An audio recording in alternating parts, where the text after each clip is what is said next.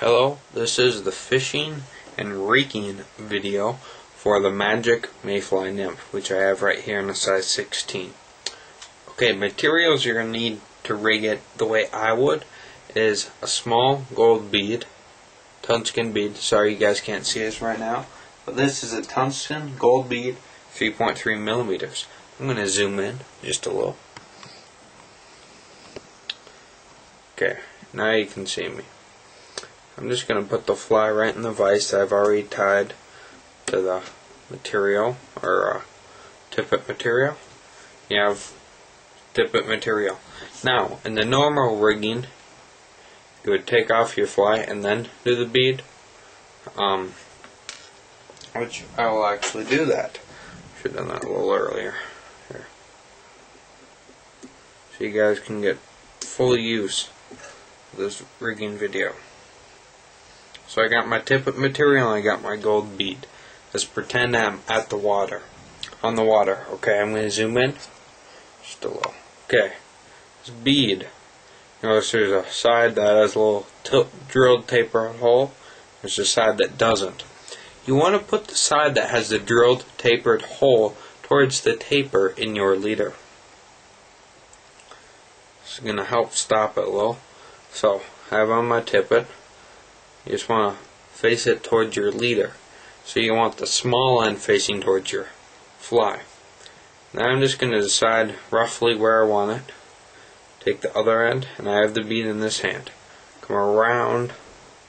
So hard to do on the camera. Come around and feed it through the back end. I'll zoom out just a little. So I got the bead on the line. Come around with the other end. From behind it, slip it through the large hole. Now you have something that should look like this. When you cinch it up, it's going to hold it securely in place. And then I'm just going to tie on my fly haphazardly, just with a regular clinch knot.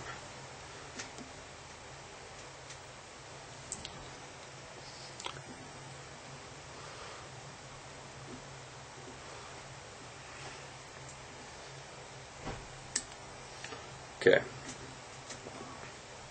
so I have this basic rig, and I'm going to zoom out because I did all the hard part now.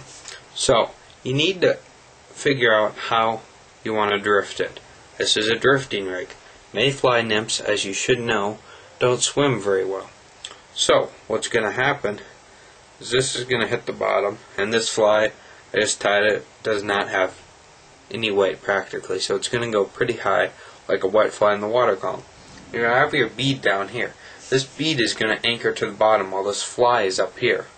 So what's going to happen, it's just going to move along like this, acting like a MayFLy nymph that, fell or got off from its rock or something and is now drifting a meal for a trout. And what's unique about this is this will hold in place even while you're casting, yet you can still move it freely. If it is moving too much on your leader, like if you have a really good quality tippet, what you're going to do is you're going to pretend I just clipped off the fly. You're going to take your material, you're going to run it through a second time.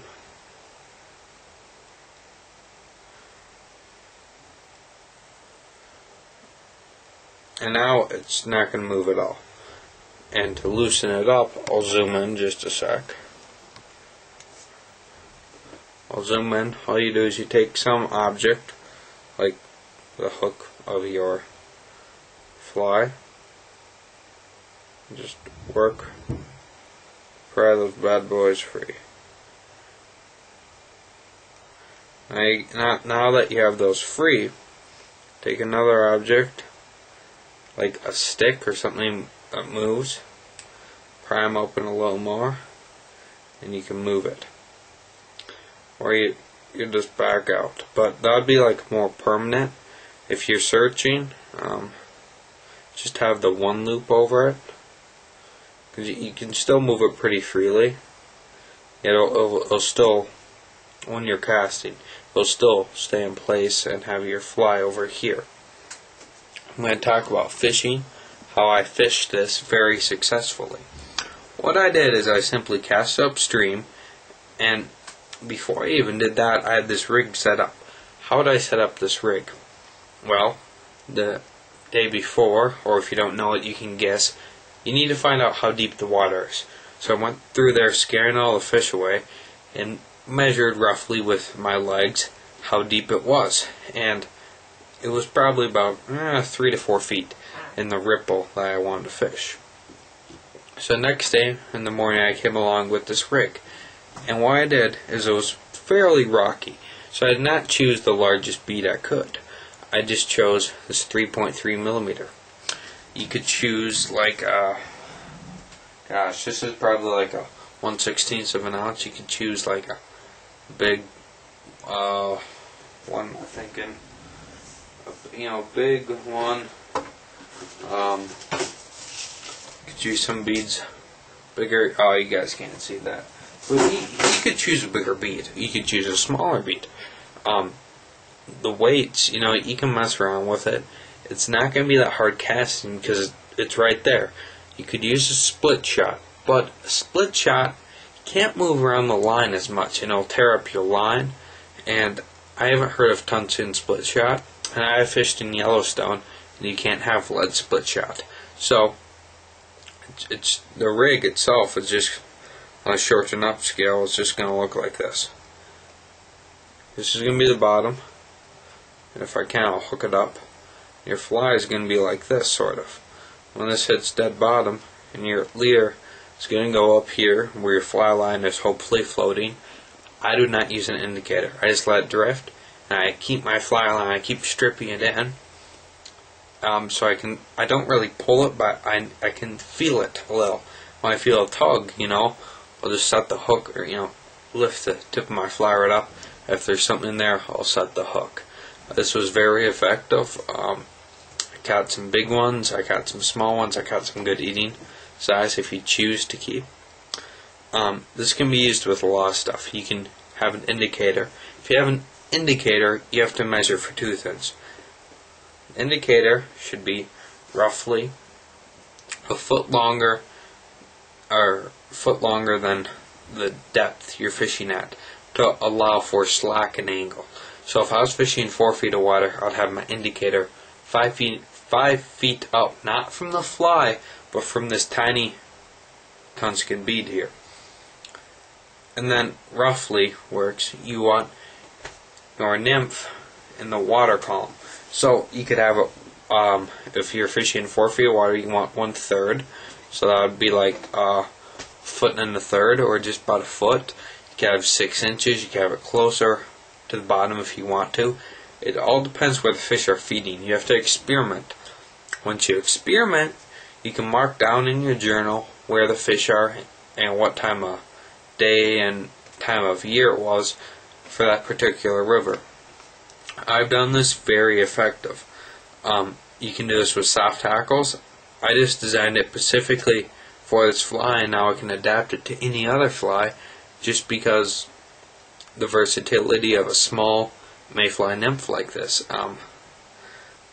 You guys saw that. If you want more in-depth explanation of this rigging, I tried to have some on-water video. It didn't turn out. The camera got fried accidentally, and my brother dropped in the water. I don't know how that happened, so I have a new camera here. And cameras are expensive if you have not looked, especially when you have sort of good ones. So, very simple rigging system. Just with the bead and the fly. You can just have a small assortment of beads in your tackle box. I'll try to get mine here, but very simple. Thanks for joining me. If you guys would like to request any number of flies, or you want to be tied on video, please email me and let me know, and please subscribe. Thank you very much, and tight line install.